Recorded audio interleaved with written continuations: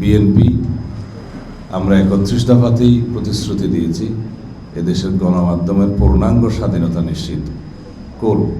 আমাদের ইশতেহারেও সেই কথা বলা আছে।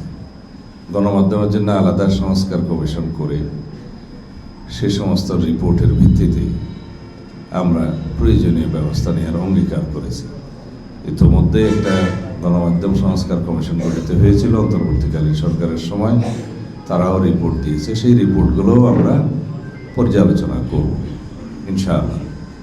যে দেশে গণমাধ্যমের স্বাধীনতা নিশ্চিত করা হয়েছে সেই দেশের গণতন্ত্র শক্তিশালী হয়েছে এবং গণতান্ত্রিক কাঠামো, গণতান্ত্রিক প্রতিষ্ঠানগুলো শক্তিশালী করার মধ্য দিয়েই গণতন্ত্রকে সত্যিকারভাবে শক্তিশালী করা যায়। এই গণতান্ত্রিক কাঠামোর, রাষ্ট্র কাঠামোর গণতান্ত্রিক সংস্কারের মধ্য দিয়ে একটি সংস্কারকৃত বাংলাদেশ, যার শহীদের স্বপ্ন ছিল, সেই বাংলাদেশ প্রতিষ্ঠার জন্য আমরা প্রতিশ্রুতিবদ্ধ। সেই রাষ্ট্র কাঠামো, গণতান্ত্রিক সংস্কার, সংবিধানের গণতান্ত্রিক সংস্কারের জন্য আমরা দীর্ঘদিন কাজ করেছি জাতীয় ঐক্যমত্য কমিশনে। এরপরেও জাতীয় সংসদে, আগামী জাতীয় সংসদে ইনশাআল্লাহ এই বিষয়ে আরও বিস্তারিত আলোচনার মধ্য দিয়ে গণমাধ্যমের সত্যিকার স্বাধীনতা নিশ্চিত করা হবে।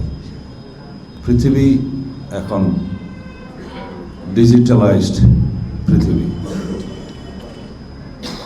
এই পৃথিবীর সমস্ত তথ্য আদান প্রদান মুহূর্তের মধ্যে সারা পৃথিবীতে ছড়িয়ে যায়। সুতরাং আমাদেরকে অত্যন্ত সাবধানতার সাথে কাজ করতে হবে, যাতে করে আমরা দেশের সম্মান সারা বিশ্বে সমুন্নত রাখতে পারি।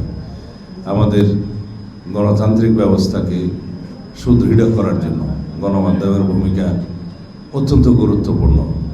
বাংলাদেশে তথ্য প্রবাহের এবং গণমাধ্যমের যে ব্যাপক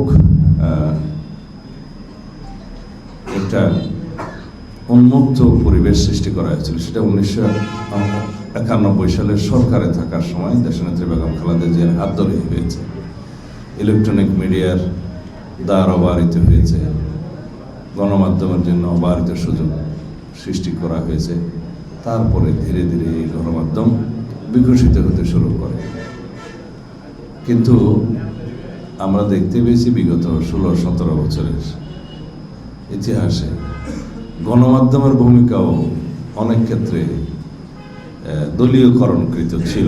সেটা খুবই দুঃখজনক, যার কারণে আমাদের গণতান্ত্রিক ব্যবস্থা হোঁচট খেয়েছে।